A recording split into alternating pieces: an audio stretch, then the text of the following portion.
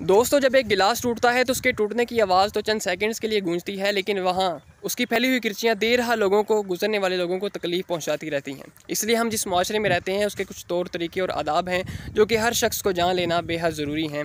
और ये आदाब जान लेने के बाद, इन पर अमल पैरा होने के बाद आप ना सिर्फ एक बावकार इंसान बन जाएंगे बल्कि आप दूसरों के लिए और ज़्यादा मुफीद बन सकते हैं। सबसे पहली बात यह कि जब भी कोई बात आप सुने और उसकी आगे तरवीज करने लगें तो उसकी तहकीक ज़रूर कर लिया करें।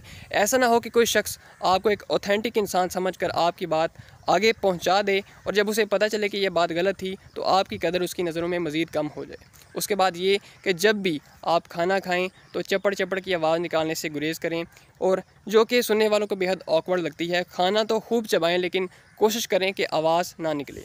बहुत सारे लोग ऐसे होते हैं जो कि ऐसे बेहंगम किस्म के हॉर्न लगवा लेते हैं अपनी गाड़ियों में। दूसरे ममालिक में अगर देखा जाए तो हॉर्न बजाने को एक गाली तस्वुर किया जाता है, लेकिन हमारे माशरे में लोगों ने इतने इतने बुरे और ख़तरनाक किस्म के और दिल दहला देने वाले जो है हॉर्न अपनी गाड़ियों में इंस्टॉल किए होते हैं, जो कि दूसरों के लिए हमा वक्त तकलीफ़ का बायस बनते रहते हैं, ख़ासकर मरीज़ों को। इसलिए कोशिश करें कि बिला वजह हॉर्न बजाने से गुरेज़ करें।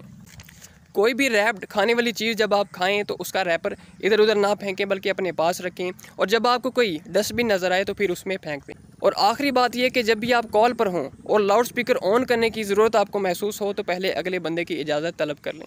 जज़ाकल्लाह।